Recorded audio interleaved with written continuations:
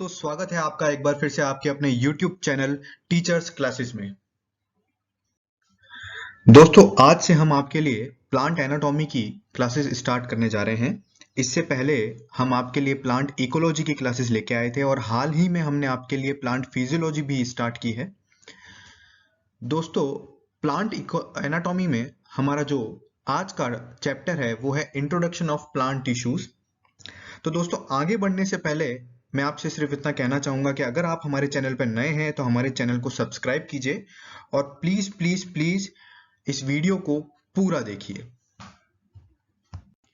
Plant anatomy यानी कि पौधे की आंतरिक संरचना और संगठन का अध्ययन, यानी कि कोई पौधा अंदर से किन कोशिकाओं का मिलकर बना है, उसमें किस प्रकार के टिश्यू पाए जाते हैं, इन सभी का अध्ययन हम प्लांट एनाटॉमी में करते हैं। अब देखिए दोस्तों, हम लोगों ने 12th क्लास में ये पढ़ा है कि कोशिकाएं आपस में मिलकर टिश्यू बनाती हैं। कोशिका क्या होती है? वो हमारे शरीर की सबसे छोटी इकाई होती है, सूक्ष्मतम यूनिट होती है। ये टिश्यू आपस में मिलकर टिश्यू सिस्टम बनाते हैं। इन टिश्यू सिस्टम से एक ऑर्गन का निर्माण होता है, इस ऑर्गन से ऑर्गन सिस्टम बनता है और इस प्रकार से एक ऑर्गेनिज्म बनता है। अब चाहे कोई प्लांट हो या फिर कोई जंतु हो, इन सभी में कुछ इस प्रकार की प्रणाली काम करती है। प्लांट एनाटॉमी में हम सिर्फ पादपों का अध्ययन करते हैं कि पादप के जो अलग अलग भाग होते हैं, यानी कि उसका तना, उसकी जड़, उसकी पत्तियां, वो अंदर से किस प्रकार के उत्तकों की बनी है, किस प्रकार की कोशिकाओं की बनी है। Father of plant anatomy N Grew को कहा जाता है, जबकि father of Indian plant anatomy K Chowdhury sir को कहा जाता है। अगर आप टिश्यू के बारे में बात करें तो टिश्यू ऐसी कोशिकाओं के समूह होते हैं जिनकी ओरिजिन यानी कि उत्पत्ति और फंक्शन यानी कि कार्य समान होता है। याद रखिएगा ये बात कि कोशिकाएं उत्तकों का निर्माण तभी करेगी जब उनकी उत्पत्ति और कार्य समान होंगे। ये उत्तक शब्द जो है, ये उत्तक शब्द एन ग्रू ने ही दिया था और इन उत्तकों को यानी कि पादप उत्तकों को दो भागों में विभाजित किया था। एक साइंटिस्ट थे जिनका नाम था कार्ल नागेली।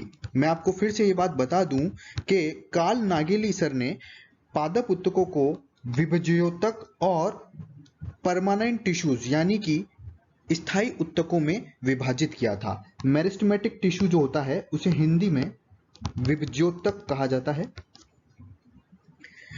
पादप उत्तकों को दो भागों में विभाजित किया गया है, विभज्योतक और स्थायी उत्तक। ये जो विभज्योतक है, इन्हें आगे जाकर और कुछ उत्तकों में विभाजित किया गया है। एक है शीर्षस्थ उत्तक, एक है अंतर्वेशी उत्तक या इंटरकैलरी उत्तक और एक है पार्श्व उत्तक या लेटरल मेरिस्टम। जबकि जो हमारे परमानेंट टिश्यू हैं, जो हमारे स्थायी उत्तक हैं, इन्हें भी आगे दो भागों में विभाजित किया गया है। एक है सरल उत्तक, एक है जटिल उत्तक। सिंपल टिश्यू और कॉम्प्लेक्स टिश्यू। सरल उत्तकों को आगे और तीन भागों में विभाजित किया गया है या बांटा गया है। पैरेन्काइमा यानी कि मृदुत्तक, कोलेनकाइमा यानी कि स्थूल कोणोत्तक और स्क्लेरेन्काइमा यानी कि दृढ़ोत्तक। इसी प्रकार से जो जटिल उत्तक हैं उन्हें भी दो भागों में बांटा गया है, जाइलम और फ्लोएम। अब देखते हैं विभज्योतक। दोस्तों, यहाँ पे एक छोटा सा एरर हो गया है एक्चुअल में। यहाँ ये जो आप अविभाजित देख रहे हैं, ये अविभेदित है और यहाँ विभाजनशील है। जो विभज्योतक होते हैं, जो मेरिस्टेमेटिक टिश्यूज होते हैं, वो अविभेदित और विभाजनशील कोशिकाओं के समूह हैं। यहाँ पे अविभेदित इसलिए कहा है क्योंकि इनका भविष्य निर्धारित नहीं होता है, यानी कि ये जो कोशिकाएं होती हैं वो सिर्फ और सिर्फ विभाजन कर रही होती हैं, इनका किसी भी कार्य में प्रयोग नहीं किया जाता है। जैसे कुछ कोशिकाएं होती हैं, उनका कार्य होता है संग्रहण, कुछ कोशिकाएं होती हैं जिनका कार्य होता है स्त्रवण, और ये सब प्रक्रिया जो है वो भविष्य निर्धारण के समय की जाती है। इसके अगर आप स्पेशल फीचर्स की बात करें तो इसमें लगातार समसूत्री विभाजन करने वाली कोशिकाएं पाई जाती हैं। दोस्तों, समसूत्री विभाजन के बारे में मैं आपको एक छोटी सी बात बता देता हूं कि जब भी कोई कोशिका समसूत्री विभाजन करती है तो वो अपने समान पुत्री कोशिका का निर्माण करती है, और इस प्रकार के विभाजन से बनने वाली जो कोशिकाएं होती हैं हम उन्हें क्लोन कोशिका भी कहते हैं, क्लोन सेल्स भी कहते हैं। विभज्योतक की जो कोशिकाएं होती हैं वो आकार में आयताकार या बहुभुज आकार की हो सकती हैं, जिसमें हम रेक्टेंगुलर या पॉलीगोनल शेप भी कहते हैं। इनकी जो कोशिकाएं होती हैं वो आपस में बहुत पास पास स्थित होती हैं। इसके कारण इनके मध्य पाए जाने वाले जो स्थान होते हैं, खाली स्थान, वो अनुपस्थित होते हैं। जो अंतर कोशिकीय स्थान होते हैं वो नहीं पाए जाते हैं। इनकी कोशिका भित्ति सेलुलोज द्वारा निर्मित होती है, जबकि इनमें द्वितीयक cell wall, secondary cell wall जो होती है ये अनुपस्थित होती है। साथ ही साथ क्योंकि ये कोशिकाएं लगातार विभाजन करती रहती हैं, इसलिए इनमें खाद्य सामग्री का भी अभाव पाया जाता है, क्योंकि जो खाद्य सामग्री होती है वो नई बनने वाली कोशिकाओं के काम आ जाती है। इस वजह से इनमें खाद्य सामग्री नहीं पाई जाती है। और सबसे महत्वपूर्ण बात यह है कि इनमें अर्गेस्टिक सब्सटेंसेस का अभाव होता है। ये जो अर्गेस्टिक सब्सटेंस हैं इन्हें हम निर्जीव पदार्थ कहते हैं। निर्जीव पदार्थ, किसी भी पादप कोशिका में जो निर्जीव पदार्थ पाए जाते हैं उन्हें हम अर्गेस्टिक सब्सटेंस कहते हैं। ये कौन कौन से होते हैं मैं आपको एक बार बता देता हूं। अगर आप बात करें टैनिन, रेजिन, या फिर कोशिका के अंदर जो ऑयल ड्रॉप्स पाई जाती है, या कोई भी ऐसा पदार्थ जो किसी भी प्रकार की कोशिकीय उपापचय के परिणाम स्वरूप उत्पन्न हुआ है, उसे हम अर्गेस्टिक सब्सटेंस कहते हैं। दोस्तों, बात करते हैं मेरिस्टेमेटिक टिश्यू के क्लासिफिकेशन की। जो विभज्योतक का वर्गीकरण है वो क्या कह रहा है। देखो दोस्तों, मेरिस्टेमेटिक टिश्यू को 3 मुख्य प्रकार में बांटा गया है। पहला, उत्पत्ति के आधार पर, origin, based on the origin. दूसरा, पोजीशन के बेस पर, यानी कि स्थिति के आधार पर। और तीसरा है विभाजन के तल के आधार पर। तल यहां पर किसका है, विभाजन का है, यानी कि जो मेरिस्टेमेटिक टिश्यू की कोशिका है वो किस प्रकार का विभाजन कर रही है उनके आधार पर। अगर हम सबसे पहले बात करें उत्पत्ति के आधार पर, तो उत्पत्ति के आधार पर, ओरिजिन के बेस पर, मेरिस्टेमेटिक टिश्यू 3 टाइप के होते हैं: प्रोमेरिस्टम, प्राइमरी मेरिस्टेम और सेकेंडरी मेरिस्टेम। जबकि पोजीशन के आधार पर एपिकल मेरिस्टेम, इंटरकैलरी मेरिस्टेम और लेटरल मेरिस्टेम होते हैं। जबकि बेस्ड ऑन प्लेन के आधार पर मास मेरिस्टेम, प्लेट मेरिस्टेम और रिब मेरिस्टेम होते हैं। अब दोस्तों, हम पहला टाइप देख रहे हैं, वो है बेस्ड ऑन ओरिजिन, यानी कि उत्पत्ति के आधार पर विभज्योतक। ओरिजिन के बेस पर विभज्योतक को 3 टाइप में बांटा गया है। पहला है प्रोमेरिस्टेम, दूसरा है प्राइमरी मेरिस्टेम और तीसरा है सेकेंडरी मेरिस्टेम। ये जो प्रोमेरिस्टेम होते हैं इन्हें प्रीमोर्डियल मेरिस्टेम भी कहा जाता है, ये इनका दूसरा नाम है। इनका निर्माण शुरुआती भ्रूणीय अवस्थाओं के दौरान होता है। जब भी बीज से मूलांकुर और प्रांकुर का निर्माण आरंभ होता है तो प्रोमेरिस्टेम का निर्माण होता है। और अगर आपसे इनकी स्थिति पूछी जाए तो ये शीर्ष भागों में पाए जाते हैं, चाहे वो तना हो चाहे वो जड़ हो, इन दोनों के ही शीर्ष भाग में वो पाए जाते हैं। अब एक बात है जो हम आपको पहले बताना भूल गए हैं, वो ये है कि कई बार टर्म आती है, वो है ग्रोथ पॉइंट, यानी कि वृद्धि बिंदु। ये क्या होता है वृद्धि बिंदु? तो देखिए दोस्तों, मान लीजिए ये कोई तना है, इस तने के शीर्ष भाग में मेरिस्टेमेटिक टिश्यू पाया जा रहा है।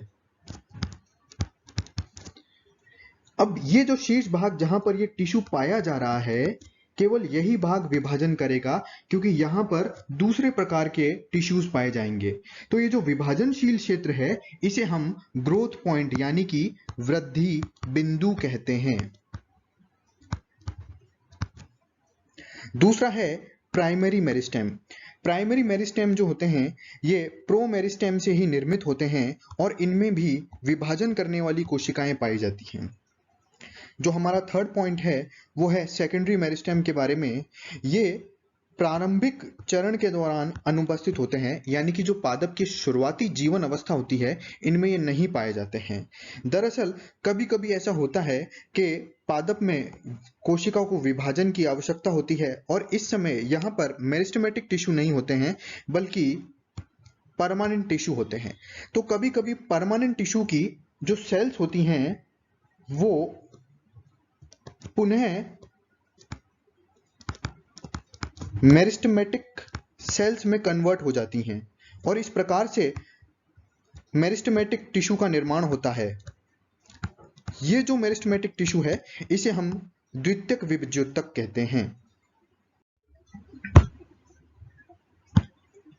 तो चलिए दोस्तों, अब इस चैप्टर का सबसे इंपॉर्टेंट पार्ट हम शुरू करने जा रहे हैं। अभी तक हमने 3 प्रकार के मेरिस्टेमेटिक टिश्यू पढ़े हैं, विभज्योतक पढ़े हैं। सबसे पहला था प्रोमेरिस्टेम, दूसरा था प्राइमरी मेरिस्टेम और तीसरा है सेकेंडरी मेरिस्टेम। दोस्तों यहां पर आपको 3 टर्म्स भी देखने को मिल रही है, एक है डिफरेंशिएशन, एक है डी डिफरेंशिएशन और एक है रीडिफरेंशिएशन। मैं आपको सबसे पहले इनमें थोड़ा सा अंतर बताना चाहता हूं। देखिए दोस्तों, जब भी किसी विभज्योतक से यानी कि मेरिस्टेमेटिक टिश्यू से किसी परमानेंट टिश्यू का निर्माण होता है, स्थायी उत्तक परमानेंट टिश्यू का फॉर्मेशन होता है, तो यह प्रक्रिया जो है विभेदन यानी कि डिफरेंशिएशन कहलाती है। डिफरेंशिएशन में यहाँ पे फर्स्ट नंबर डाल रहा हूं ताकि आपको ध्यान रहे। और जब किसी परमानेंट टिश्यू से फिर से किसी मेरिस्टेमेटिक टिश्यू का फॉर्मेशन होता है तो यह प्रक्रिया डी डिफरेंशिएशन कहलाती है, यानी कि विभेदन कहलाती है। अब मैं यहाँ पे नंबर 2 डाल रहा हूं ताकि आपको एक बार फिर से ध्यान रहे। दोस्तों हमने पढ़ा था कि प्रोमेरिस्टेम से प्राइमरी मेरिस्टेम का निर्माण होता है। अगर आपसे किसी कंपटीशन एग्जाम में ये सवाल पूछा जाए कि प्राइमरी मेरिस्टेम निम्न में से हैं, तो एपिकल मेरिस्टेम, इंटरकैलरी मेरिस्टेम और इंटरफेसिकुलर कैम्बियम जो हैं ये प्राइमरी मेरिस्टेम के उदाहरण हैं। इंटरफेसिकुलर कैम्बियम जो है इसे हम अंतः पूलीय एधा कहते हैं। इंटरकैलरी मेरिस्टेम को मैंने आपको पीछे हिंदी लिखवा दिया था। प्राइमरी मेरिस्टेम विभेदन की प्रक्रिया के द्वारा प्राइमरी परमानेंट टिश्यू में कन्वर्ट हो जाता है और ये जो प्राइमरी परमानेंट टिश्यू हैं इसके उदाहरण एपिडर्मिस यानी कि पादप की त्वचा, प्राइमरी जाइलम और प्राइमरी फ्लोएम कहलाते हैं, जिन्हें हम सम्मिलित रूप से संवहन उत्तक या वेस्कुलर टिश्यू कहते हैं। ये primary permanent tissue D differentiation यानी कि विभेदन प्रक्रिया के द्वारा सेकेंडरी मेरिस्टेम में बदल जाते हैं, यानी कि इनमें फिर से विभाजन की प्रक्रिया आरंभ हो जाती है और ये आगे जाके intrafascicular cambium of dicot root, ये जो द्विबीजपत्री पादप होते हैं इनकी जड़ों के अंदर इंट्राफेसिकुलर कैम्बियम का निर्माण करते हैं और साथ ही साथ कॉर्क कैम्बियम का भी निर्माण करते हैं। कौन करते हैं? सेकेंडरी मेरिस्टेम करते हैं।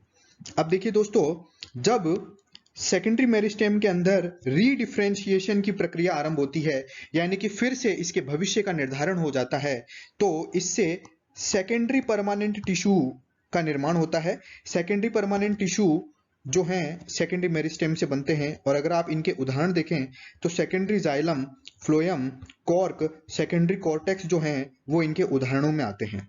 अब आपको यहां पर ये बात ध्यान रखनी है कि जो सेकेंडरी परमानेंट टिश्यू हैं, जितने भी आपको यहां पर ये दिख रहे हैं, ये सभी सेकेंडरी ग्रोथ, जो हमारा आगे आने वाला सबसे बड़ा टॉपिक है, यानी कि द्वितीयक वृद्धि, इसके लिए जिम्मेदार होते हैं।